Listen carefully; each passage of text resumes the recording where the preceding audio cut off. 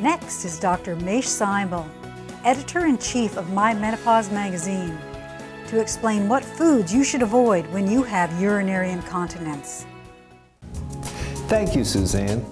If you're a woman who has a sensitive bladder, there's 5 categories of food that I'd like to tell you about that you should be avoiding so that it doesn't irritate your bladder and make your sensitive bladder issues even worse.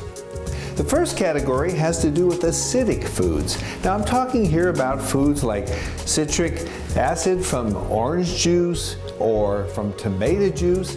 And remember that sodas are very acidic. As a matter of fact, the acidity of a soda is closer to battery acid than it is to water. So try to minimize those things in particular. The second has to do with alcohol. Alcohol is an irritant to the inside of the bladder, and so if you consume alcohol, you're going to have more trouble with your sensitive bladder. So try and limit your intake to as little as you can to minimize that issue. The third has to do with artificial sweeteners.